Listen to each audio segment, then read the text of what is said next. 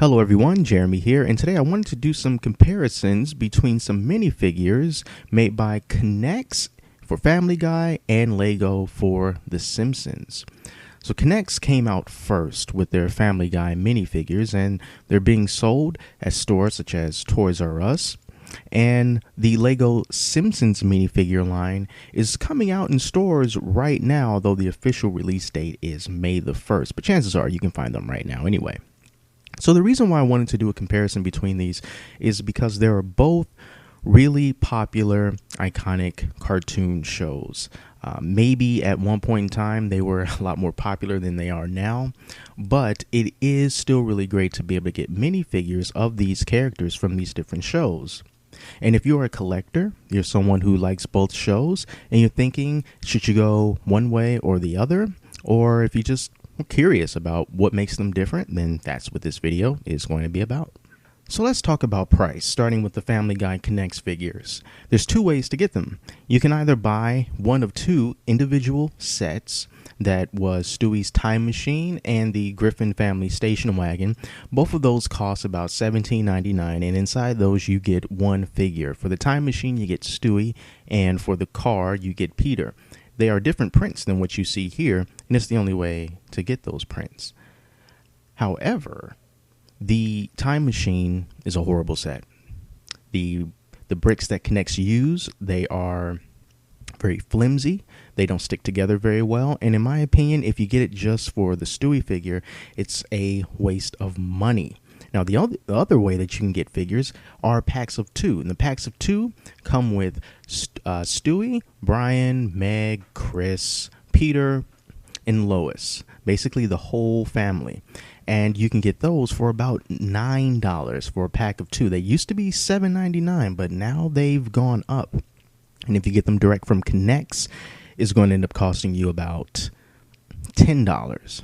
So right off the bat, we're talking about a $1 difference in price, because the Simpsons minifigures cost about $3.99 a piece, or 2 for $8, as opposed to 2 for $9 for the Family Guy line. Here we have Maggie and Stewie, and I wanted to go with these two figures first because they're both babies, and it helps to illustrate the size difference in between the NEX and Lego minifigures. So clearly we can see that Stewie is much bigger than Maggie. I would say he's probably about twice as big. The other differences that you see here are the articulation is different between these two, because even though both of them can technically walk, Stewie can walk, Maggie can kind of walk, but she falls a lot. But Maggie doesn't have any movement in her legs. What you see is really just a head piece and a torso piece, so her legs do not move. And also, unlike the Lego minifigures where you have figures with shorter legs that can't move individually, Stewie's legs can move individually.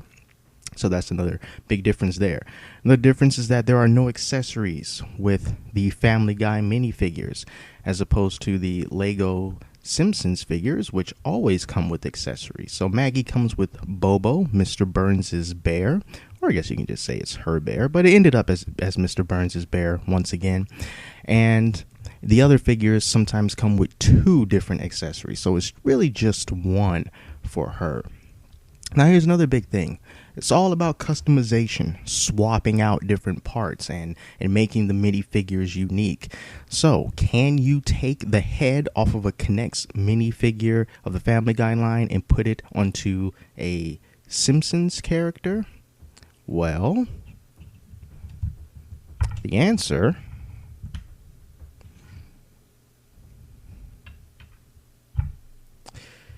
is yeah, kinda.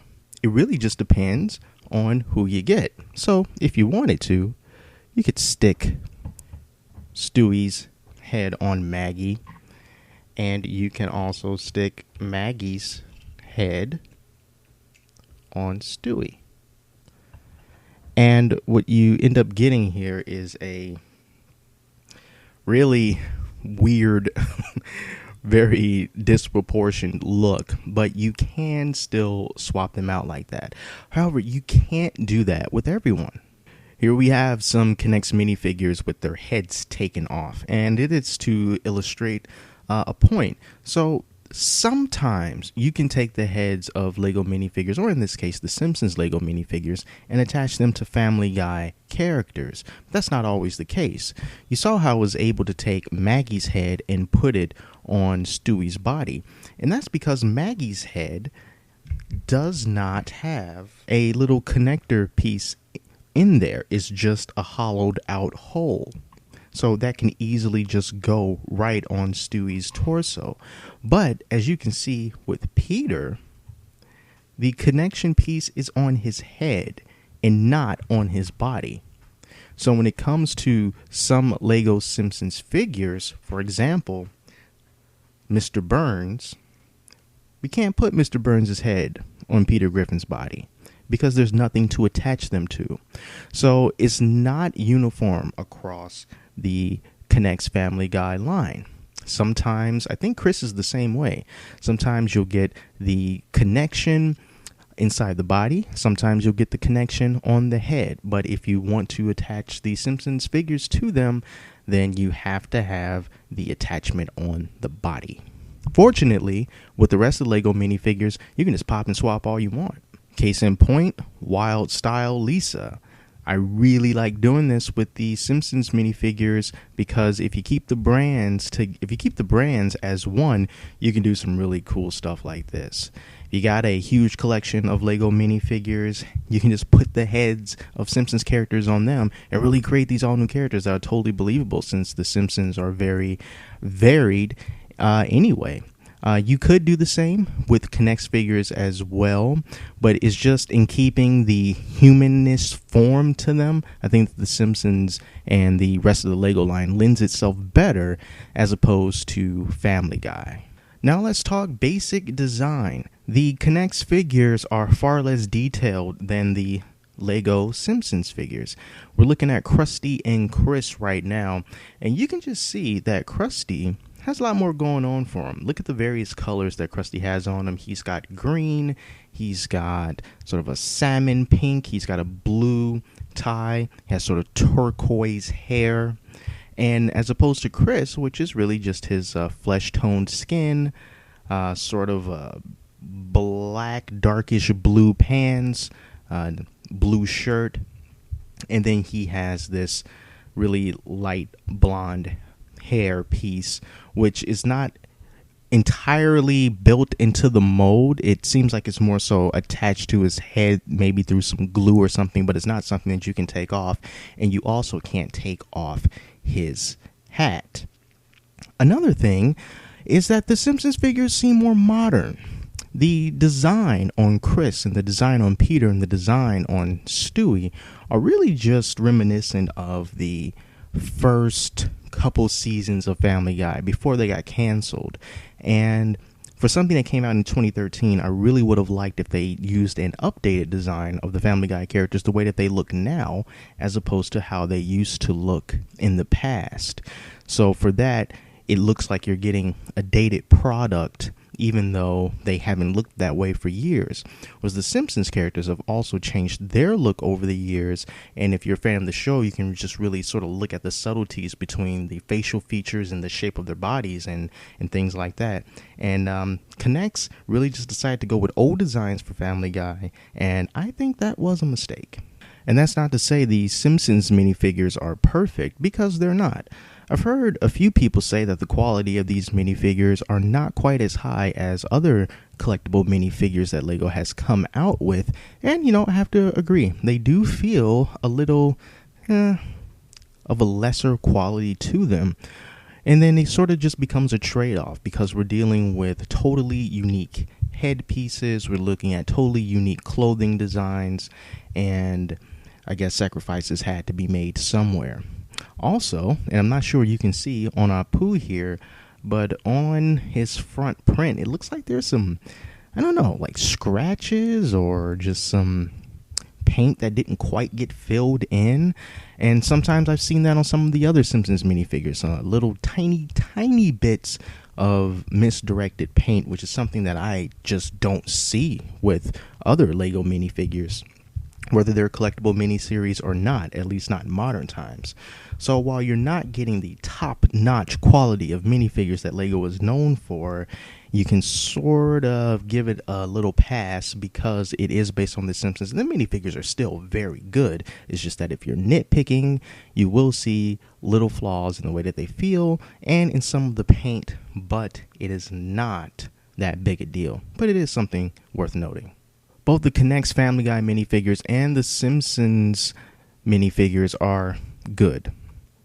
However, the edge goes to the Simpsons. There's just more detail in these characters. More care has been taken in to keeping up with the modern design, the modern look of the characters. I mean, just look at Peter's face. His eyes are bulging out. He's the old Peter. He's not the Peter that we know right now. So it doesn't feel like you're getting a modern product. It just sort of seems like a bit of a cash in. But unfortunately, K'NEX did not take that cash in as far as they should have by releasing blind bags of figures, just like Lego did with The Simpsons. Don't know why. K'NEX has done that with Mario. They've done that with Plants vs. Zombies and others, but they didn't do it with Family Guy, and there are no shortage of characters that they could have used for that either. So you can only get 6 Family Guy figures as opposed to 16 for The Simpsons. And so The Simpsons is just naturally going to make a better collection.